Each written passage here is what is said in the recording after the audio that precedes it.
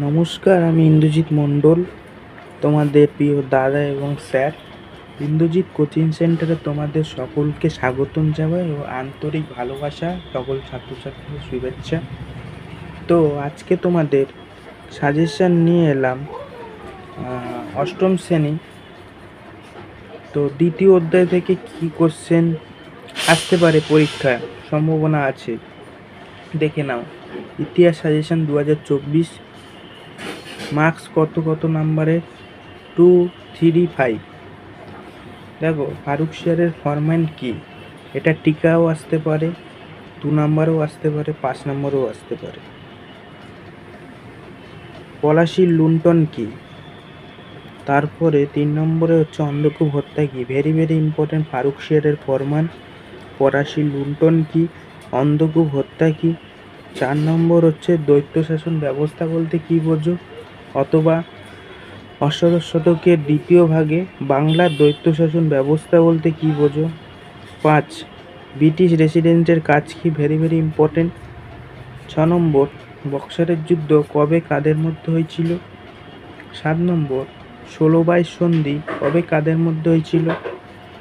8 নম্বর, টিকা লেখো। অধীনতামূলক মিত্রতা নীতি, এটা তোমরা যে কোনো একটা টিকা পাবেই, এই কমন কোশ্চেন। অধীনতামূলক মিত্রতা নীতি বা 76 মর্ম, যে কোনো একটা এখান থেকে পেয়ে যাবে, বা 5-6টাও পেতে পারো আশা করছি আমি। যত সম্ভব 70% এবং 19% আমি সাজেশান দিই, এবং তোমরা যদি এই কটা কোশ্চেন যদি ভালো করে পড়ো তো 100% বলতে পারি কমন আসতে পারে। তো তোমরা দেখে নাও।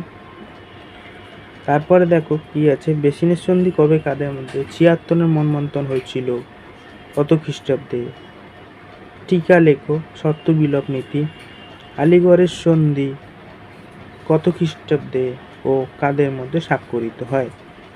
এখান থেকে 20টা কোশ্চেনের মধ্যে যে কোনো 15টা যদি পড়ে যাও, তোমাদের মনে যদি লাগে যে কোনটা ইম্পর্টেন্ট আসতে পারে, তোমরা যে 20টার মধ্যেই 15টা করো না। আমি বেশি চাপ দিচ্ছি না যে 20টাই করতে হবে, তা না। তোমরা 20টার মধ্যে যে কোনো 15টা করো, তোমাদের সুবিধা অনুযায়ী করে প্র্যাকটিস করো।